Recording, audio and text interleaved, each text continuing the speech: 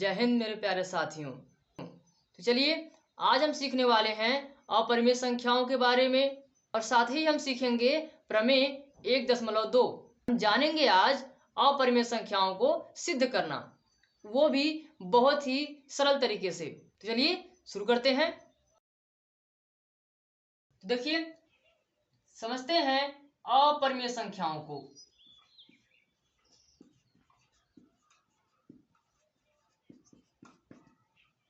इसे हम कहते हैं इरेशनल नंबर।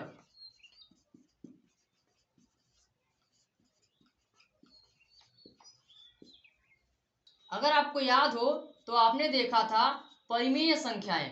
परिमेय संख्याएं वे संख्याएं होती हैं जिन्हें हम P/Q के रूप में लिख सकते हैं।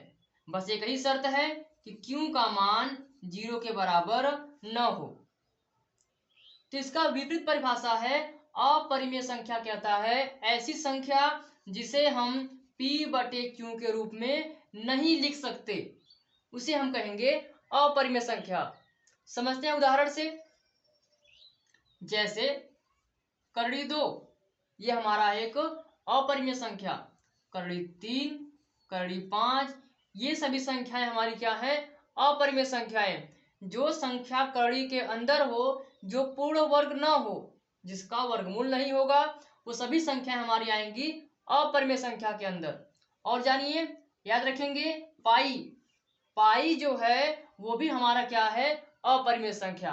पाई हमारा अपरिमेय संख्या है, लेकिन पाई का जो मान हम यूज करते हैं 22/7, ये हमारा परिमेय संख्या है। अपरिमेय संख्याओं को आप 9वीं कक्षा में और पढ़ा होगा। जैसे देखिए 0.01, 0.01, 0.001, 0.001, ये जो हमारा संख्या है ये है हमारा अपरिमेय संख्या। पहली वीडियो में हमने आपको बताया है कि जो अशांत अनावर्ती संख्याएं होती हैं वो कहलाती हमारी अपरिमेय संख्याएं। अशांत अनावर्ती। दशमलव प्रसार आपने सीखा है? अगर आपने नहीं सीखा है तो हमारा पहला वीडियो जरूर देखें। उसमें हमने बताया है कि दशमलव प्रसार जो होते हैं 2 तरह के होते हैं, शांत और अशांत। अशांत में संख्याएं 2 तरह की होती हैं, आवर्ती, अनावर्ती। जो अनावर्ती संख्याएं होती हैं वही होती हमारी है अपरिमेय संख्याएं। जैसे 1 2, 1 1 2, 1 1 1 2, 1 1 1 2, ऐसी इन संख्याओं को हम कहेंगे अपरिमेय संख्याएं। और समझते हैं, जब हमारी परिमेय संख्याएं और अपरिमेय संख्याएं दोनों मिल जाती हैं तब बनाती हैं वास्तविक संख्याएं। आपके पाठ का नाम ही है वास्तविक संख्याएं, जिसे हम कहते हैं रियल नंबर्स। तो वास्तविक संख्याओं में याद रखेंगे परिमेय संख्याएं और अपरिमेय संख्याएं दोनों संख्याओं का समावेश होता है। और आपने पढ़ा ही है परिमेय के अंदर क्या आता है? परिमेय के अंदर आता है प्राकृतिक संख्याएं, पूर्ण संख्याएं और पूर्णांक संख्याएं। तो ये सभी संख्याओं का समावेश कहलाएगा हमारा वास्तविक संख्या। कुछ महत्वपूर्ण बातें, ऐसी बातें जो हैं यह परीक्षा में MCQ में पूछे जाते हैं। तो क्या है वो देखिए। पहला पॉइंट है आपका कि एक परिमेय संख्या और एक अपरिमेय संख्या, इनका योग मतलब जोड़ने पर या फिर अंतर या फिर घटाने पर हमेशा आपको एक अपरिमेय संख्या ही मिलेगी। जैसे हमने लिया एक परिमेय संख्या 3 और एक अपरिमेय संख्या कड़ी में 2, इनको हमने जोड़ा तो ये संख्याएं जुड़ेंगी नहीं, ये कहलाएंगी 3 प्लस कड़ी में 2। 3 कड़ी में 2 ये होगी हमारी अपरिमेय संख्या। और हमने लिया 3 माइनस कड़ी में 2, तो ये संख्याएं घटेंगी भी नहीं और कहलाएंगी हमारी ये अपरिमेय संख्याएं। तो ध्यान रखेंगे, एक परिमेय हो और एक अपरिमेय हो, चाहे उनको जोड़िए चाहे उनको घटाइए, जो भी आंसर मिलेगा वो आपको मिलेगा अपरिमेय। एक शून्येतर परिमेय संख्या और एक अपरिमेय संख्या का गुणनफल या भागफल भी एक अपरिमेय संख्या होता है। यहाँ लिखा है शून्येतर परिमेय संख्या, इसका मतलब है ऐसी परिमेय संख्या जिसका मान 0 के बराबर न हो, ऐसा आपको परिमेय संख्या लेना है। और एक अपरिमेय संख्या लेना है, उनका या तो गुणा कीजिए या तो भाग कीजिए, आंसर हमेशा क्या आएगा, अपरिमेय आएगा, ऐसा बता रहा है। देखिए हमने लिया एक संख्या 2 और हमने लिया कड़ी में 3, इनका जब हम गुणा करेंगे तो आएगा 2 कड़ी में 3, ये भी क्या कहलाएगा, हमारा अपरिमेय संख्या। अगर हम इसी को भाग दे दे, कड़ी 3 भागे 2, देखिए ये सॉल्व नहीं होगा, कड़ी 3/2। तो हमने देखा एक परिमेय संख्या और एक अपरिमेय संख्या, इनका गुणा कीजिए चाहे भाग कीजिए, ये हमारा क्या आएगा, अपरिमेय संख्या। तो ध्यान रहे आपको, एक परिमेय और एक अपरिमेय को जब भी जोड़ेंगे, घटाएंगे, गुणा करें या भाग करें, हमेशा एक अपरिमेय संख्या ही मिलेगा। बस शर्त यहाँ है कि गुणा और भाग करते वक्त परिमेय संख्या 0 के बराबर न हो, क्योंकि आप पढ़े हैं कि 0 से गुणा करने पर आंसर आएगा हमारा 0, जो कि बन जाएगी हमारी एक परिमेय संख्या। आगे समझते हैं कि इन्हीं दो परिमेय संख्याओं का जोड़ कर लीजिए चाहे घटाना कर लीजिए, गुणा या फिर भाग कर लीजिए, वो एक परिमेय संख्या भी हो सकता है या फिर एक अपरिमेय संख्या भी हो सकता है। दो परिमेय संख्याओं को आप लीजिए, उनका आपस में गुणा कराइए, भाग कराइए, जोड़ या घटाना, वो परिमेय भी आ सकता है और अपरिमेय भी आ सकता है। जैसे हम लेते हैं एग्जाम्पल में 3 प्लस कड़ी में 2, ये हमारा अपरिमेय था। 3 माइनस कड़ी में 2, ये भी हमारा क्या है, अपरिमेय था। इनको हम जोड़ के देखते हैं पहले। 3 प्लस कड़ी में 2 प्लस 3 माइनस कड़ी में 2, दोनों हमारी अपरिमेय संख्याएं हैं, इनको हम जोड़ रहे हैं। जोड़िए, 3 प्लस कड़ी में 2 प्लस है, ब्रैकेट खोला हमने देखा कड़ी 2, ये प्लस ये माइनस कैंसिल हो गया, तो 3 3 कितना आ गया, 6। हमने क्या देखा, हमने देखा कि दो अपरिमेय संख्याओं को जोड़ने पर उसका मान आ गया 6, यानी कि परिमेय संख्या आ गया। क्या दो अपरिमेय को जोड़ने पर अपरिमेय भी आएगा, हाँ आएगा। देखिए कड़ी 2 प्लस कड़ी 2, दोनों हमारी संख्याएं अपरिमेय है, जब ये जुड़ेंगी तो 2 कड़ी में 2, जो क्या है हमारा एक तरह से अपरिमेय संख्या। अब इन्हीं संख्याओं को लेते हैं, 3 प्लस कड़ी में 2 माइनस 3 माइनस कड़ी में 2। अब हमने लिया दो अपरिमेय संख्या, हम उसको घटा रहे हैं, ध्यान देखेंगे इसको, 3 प्लस कड़ी में 2 माइनस अंदर गया तो -3, माइनस इसमें से क्या कर देगा, प्लस कर देगा, तो कड़ी में 2। अब देख रहे हैं 3 और 3 कट गए, कड़ी 2 कितनी बार हो गया, 2 बार, तो 2 कड़ी में 2। हमने कहा कड़ी 2 माइनस कड़ी 2, घटाया और क्या आ गया, 0। चलिए अब समझते हैं दो अपरिमेय संख्याओं का गुणा और भाग। तो हमने लिया कड़ी में 2 गुणे कड़ी में 2, तो आपको पता है कितना होगा, कड़ी में 4 और 4 का वर्गमूल बन जाएगा 2। 2 हमारी क्या है, एक तरह से है परिमेय संख्या। हमने लिया था दो अपरिमेय संख्या, गुणा होके उसका आंसर आ गया परिमेय संख्या। हमने लिया कड़ी 2 गुणे कड़ी 3, तो हमने कहा कड़ी में 3 दूना 6, जो कड़ी 6 है वो है हमारा अपरिमेय संख्या। दो अपरिमेय संख्याओं का गुणा परिमेय भी आया और अपरिमेय भी हो सकता है। हमने लिया 4 कड़ी में 5, ये हमारी एक अपरिमेय संख्या है, और हमने लिया कड़ी में 5, ये भी हमारा क्या है, अपरिमेय संख्या। हम 4 कड़ी 5 को भाग दे रहे हैं कड़ी 5 से, तो कड़ी 5 कैंसिल हुआ तो हमारा आया 4। तो 4 हमारी क्या है, एक तरह से परिमेय संख्या। देखिए कड़ी 6 भागिए कड़ी 3, तो हमने लिखा कड़ी 6 एक अपरिमेय संख्या है, कड़ी 3 एक अपरिमेय संख्या है। अब देखते हैं कि कड़ी 6 को भाग देने पर कड़ी 3 से क्या वो परिमेय आता है या फिर अपरिमेय आता है। तो हम जानते हैं कड़ी 6 को हम लिख सकते हैं 2/6 बटे में कड़ी 3। कड़ी को अलग करते हैं, हमने कहा कड़ी 2 अलग, कड़ी 3 अलग, बीच में गुणा, बटे में कड़ी 3, कड़ी 3 कट गया तो हमारा आया कड़ी में 2।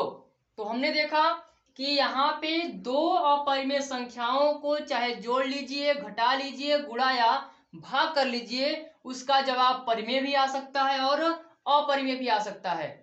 तो ध्यान रहे, परीक्षा में आपके ऑब्जेक्टिव में क्वेश्चन कैसे आते हैं। क्वेश्चन आपसे पूछ लिया जाएगा कि एक शून्येतर परिमेय संख्या और एक अपरिमेय संख्या का गुणा या भाग क्या होता है।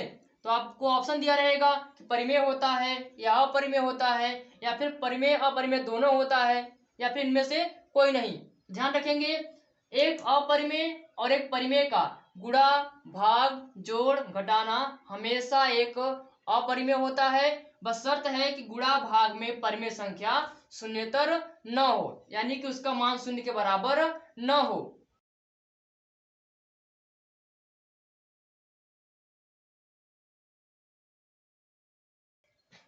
चलिए समझते हैं प्रमेय 1.2। माना p एक अभाज्य संख्या है, p हमारा एक अभाज्य संख्या है। यदि p जो है a स्क्वायर को, a के वर्ग को विभाजित करता है तो p जो है a को भी विभाजित करेगा, जहां a हमारा एक धनात्मक पूर्णांक है। और कोई अभाज्य संख्या p है, अभाज्य संख्या p है जो कि a स्क्वायर को काट दे रहा है, मतलब संख्या के वर्ग को काट दे रहा है। अगर ऐसा हो रहा है कि p जो है a स्क्वायर को काट देगा तो ये कंफर्म है कि p जो है a को भी काट देगा। समझते हैं एग्जाम्पल से, जैसे हमने लिया 100, तो 100 जो है, मानिए 5 एक अभाज्य संख्या है, तो 100 जो है वो 5 से पूरा पूरा कट जा रहा है, 5 दूना 10, 0, 20। तो 100 किसका वर्ग है, 100 10 का वर्ग है। तो ये कंफर्म है कि 10 जो है वो 5 से भी पूरा पूरा कट जाएगा। हमने क्या बताया कि हमने कहा 10 का जो वर्ग है वो 5 से कट रहा है, तो इसका मतलब है 10 भी 5 से पूरा पूरा कटेगा। उसने यही बोला किसी संख्या का जो वर्ग है यानी a स्क्वायर जो है, अगर वो किसी अभाज्य संख्या से कट रहा है तो वह संख्या भी उसी अभाज्य से कट जाएगी। एग्जाम्पल और लेते हैं, जैसे हमने लिखा 16 एक वर्ग संख्या है और हमने लिया एक अभाज्य संख्या 2। हमने बताया कि 2 से 16 जो है वो कट जा रहा है, तो इसका मतलब है कि 16 किस संख्या का वर्ग है, 4 का वर्ग है, तो 4 जो है यह भी 2 से पूरा पूरा कट जाएगा। अब 16 जो है वो 5 से नहीं कटेगा, 5 एक अभाज्य संख्या है, 5 से नहीं कटेगा, तो इसका वर्गमूल जो 4 है वह भी 5 से नहीं कटेगा। इसलिए बोला है कि p जो है अगर a स्क्वायर को काट रहा है तो p जो है a को भी विभाजित करेगा। कि सिद्ध कीजिए कि कड़ी 2 एक अपरिमेय संख्या है। आप कब से बोल रहे हैं कड़ी 2 अपरिमेय संख्या, कड़ी 3 अपरिमेय संख्या, कड़ी 5 अपरिमेय संख्या। अब सिद्ध करना है इन्हें कि हम जो कह रहे हैं वो बात सत्य है। अपरिमेय संख्याओं को सिद्ध करने के लिए हमें एक कल्पना करनी होगी। क्या होगा, यहाँ बोला है कि यह अपरिमेय संख्याएं हैं। हमको पता है कि संख्याएं दो ही तरह की होती हैं, या तो परिमेय या तो अपरिमेय। इसने बोला है अपरिमेय सिद्ध करना है, तो हम मान लेंगे कि माना कड़ी 2 एक परिमेय संख्या है। ध्यान दीजिए, इसने कहा था कि अपरिमेय सिद्ध कीजिए, तो हमने पहले मान लिया कि मानिए ये अपरिमेय ना होके हमारा क्या है, ये परिमेय संख्या है। इसका मतलब क्या हुआ कि हम कड़ी 2 को लिख सकते हैं P बटे Q के रूप में। ध्यान देंगे, जहां पे P और Q जो है वह सहअभाज्य संख्या है। सहअभाज्य क्या होता है कि वे संख्याएं जिनके बीच में एक के अलावा कोई भी कॉमन गुणनखंड न हो, या फिर जिसका HCF क्या है, 1। सिंपल भाषा में कहें तो P और Q दोनों किसी और से नहीं कटेंगे सिवाय 1 के। कड़ी को हटाने के लिए हम करेंगे वर्ग, तो हमने कहा दोनों पक्षों का वर्ग करने पर, ध्यान दीजिए, कड़ी 2 का वर्ग होगा, P बटे Q का भी वर्ग होगा। तो कड़ी और स्क्वायर कैंसिल होगा तो 2 आएगा, 2 बराबर P का स्क्वायर P स्क्वायर, Q का स्क्वायर Q स्क्वायर। अब Q स्क्वायर यहाँ पे भाग दे रहा है, यहाँ आएगा तो गुणा करेगा, तो बन जाएगा 2Q स्क्वायर, और यहाँ हमारा बच्चा P स्क्वायर। क्या देंगे, 2 यहाँ गुणा में है, यहाँ आएगा तो भाग करेगा, तो हम कहेंगे Q स्क्वायर बराबर P स्क्वायर बटे 2। ये जो हमारा मान आया है इसे हम कहेंगे समीकरण नंबर 1। चलिए हम अब यूज करने वाले हैं प्रमेय 1.2। यदि कोई अभाज्य संख्या a स्क्वायर को काटेगी तो वह संख्या a को विभाजित करेगी। ध्यान रखिए, यदि 2 जो है अभाज्य संख्या है, यह p स्क्वायर को काट रही है, तो 2 जो है वो p को भी काट देगी। हम लिखने वाले हैं चूंकि 2p स्क्वायर को विभाजित करता है, इसलिए 2 जो है P को भी विभाजित करेगा। हमने कहा 2 जो है P स्क्वायर को विभाजित कर रहा है, तो 2 जो है P को भी पूरा पूरा विभाजित करेगा। तो हम मानते हैं कि माना P को जब 2 विभाजित करेगा तो उसका कोई मान आएगा, उस मान को हम मान लेते हैं A आ गया। P को जब 2 भाग देगा तो कोई ना कोई तो यहाँ जवाब आएगा ही आएगा, तो उस जवाब को हमने क्या मान लिया, A मान लिया। अब ध्यान दीजिए, 2 यहाँ भाग कर रहा है, यहाँ आएगा तो गुणा, कितना हो गया 2A। P का मान मिल गया हमको 2A। अब इसी मान को कहाँ रखेंगे, समीकरण नंबर 1 में। देखिए हमने कहा Q स्क्वायर बराबर P स्क्वायर बटे 2, ये है हमारा समीकरण नंबर 1। अब इसी में हम मान रखने वाले हैं किसका, P का। तो P का मान कितना है 2A, तो हमने रखा 2A, और P का क्या था, स्क्वायर। P का स्क्वायर था तो हमने P के मान को क्या किया, स्क्वायर किया, और बटे में कितना है 2। अब ध्यान रहे Q का स्क्वायर बराबर 2 का स्क्वायर 4, A का स्क्वायर A स्क्वायर, बटे में कितना 2। हमने कहा Q का स्क्वायर बराबर 2 से कट रहा है, ये 2 दूना 4, साथ में A स्क्वायर। अब 2 यहाँ गुणा कर रहा है, यहाँ आएगा तो भाग करेगा, Q स्क्वायर बटे 2, मान आया A स्क्वायर। फिर से लगेगा आपका प्रमेय 1.2 कि यदि 2 जो है Q स्क्वायर को विभाजित कर रहा है तो वह Q को भी विभाजित करेगा। हम कहेंगे चूंकि 2 जो है Q स्क्वायर को विभाजित करता है या कर रहा है, इसलिए 2 जो है Q को भी विभाजित करेगा।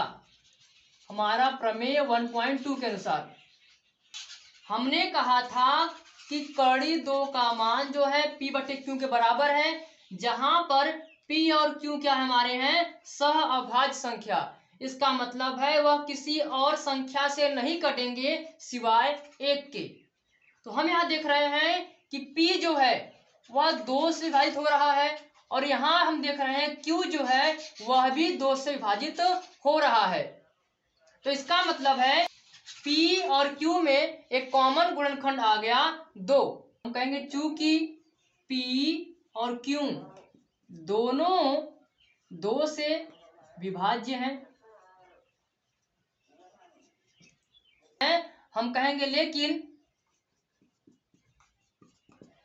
लेकिन P और Q दोनों क्या थे? दोनों सह अभाज्य संख्या थे।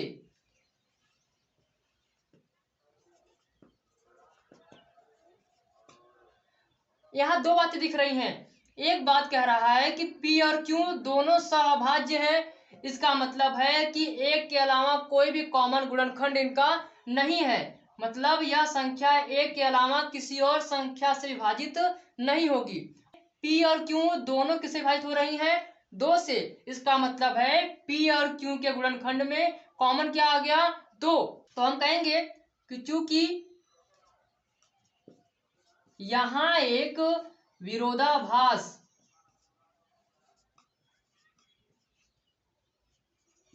दिखाई दे रहा है, हमने कहा यहाँ एक कंफ्यूजन है।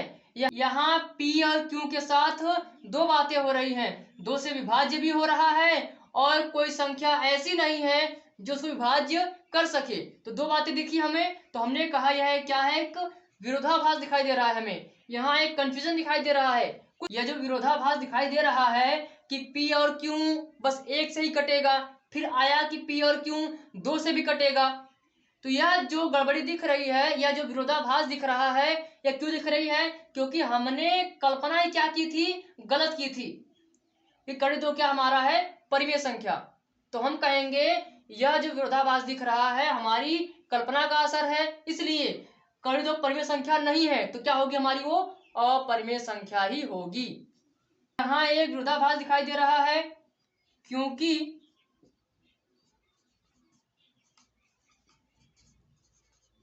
हमारी कल्पना जो है वो क्या है? गलत है। जो हमने माना वही गलत मान लिया हमने। तो क्या बताएंगे हम? इसलिए कड़ी 2 एक परिमेय संख्या नहीं है। तो क्या है? इसलिए कड़ी 2 हमारा क्या है? एक अपरिमेय संख्या। आप जानते हैं वास्तविक संख्याएं 2 ही तरह की होती हैं, परिमेय और अपरिमेय। अगर ये परिमेय नहीं है तो क्या होगा हमारा? वो अपरिमेय ही होगा। ध्यान दीजिए, हमसे कहा था कि सिद्ध कीजिए कड़ी 2 एक अपरिमेय संख्या है। तो हमने क्या मान लिया कि मानिए कड़ी 2 हमारा क्या है? परिमेय संख्या ही है। अब परिमेय संख्या माना है तो हमने कहा कड़ी 2 का मान P बटे Q के बराबर होगा, क्योंकि यह एक परिमेय संख्या है। P और Q जो संख्याएं हैं वो कैसी हैं? सहअभाज्य संख्या। इसका मतलब उनमें कोई भी कॉमन गुणनखंड नहीं है, मतलब कि वह किसी भी संख्या से विभाजित नहीं होंगी सिवाय एक के। फिर हमने दोनों पक्षों का वर्ग किया, फिर हमने Q स्क्वायर को यहां से यहां लाया, फिर 2 को उसके बटे में पहुंचाया। हम लगा रहे हैं प्रमेय 1.2। देखिए कि 2 जो है P स्क्वायर को विभाजित कर रहा है, तो इसका मतलब है 2 जो है P को भी विभाजित करेगा। फिर हमने कहा कि मान लीजिए P को जो 2 काट रहा है उसका कोई ना कोई तो मान आएगा, उस मान को हमने क्या मान लिया? A। आप यहाँ पे C, D, B, M कुछ भी मान सकते हैं। तो हमने देखा 2 यहाँ भाग यहाँ आके गुणा किया तो आया हमारा 2A। अब हमने इसी P का मान हम रखेंगे समीकरण नंबर 1 में, Q स्क्वायर बराबर P स्क्वायर बटे 2। तो हम देख रहे हैं ये P का स्क्वायर है, तो P का मान क्या है? 2A। तो हमने किया उसके मान का स्क्वायर, 2A का स्क्वायर बटे में 2। फिर 2 का स्क्वायर 4 और A स्क्वायर, 2 से कट गया 4, 2 दूना 4, 2A स्क्वायर। तो हमने देखा Q स्क्वायर के बटे में 2 आया। तो हम फिर देख रहे हैं यहाँ पे कि Q स्क्वायर को 2 क्या कर रहा है? काट रहा है। तो हम कहेंगे कि अगर Q स्क्वायर को 2 काट रहा है तो इसका मतलब है 2 जो है Q को भी काटेगा। हमने यहाँ 2 बात देख ली, 2 जो है P को भी काट रहा है और Q को भी काट रहा है। इसका मतलब दोनों में कॉमन क्या आ गया, 2। लेकिन हमने पहले क्या बोला था कि P और Q क्या हमारा है, सभाज्य संख्या है, इसमें कोई भी कॉमन संख्या नहीं है एक के सिवाय। तो हमें यहाँ पे एक दिख गया विरोधाभास। तो हमने कहा यह क्यों आ रहा है, क्योंकि हमारी कल्पना ही क्या थी, गलत थी। हमने क्या मान लिया था इसको, परिमेय संख्या। इसलिए कड़ी 2 हमारा परिमेय संख्या नहीं है। अगर परिमेय नहीं है तो क्या होगा हमारा, ये अपरिमेय संख्या होगा। यदि आपने हमारे इस वीडियो से कुछ सीखा है तो इसे अपने दोस्तों को शेयर जरूर करें।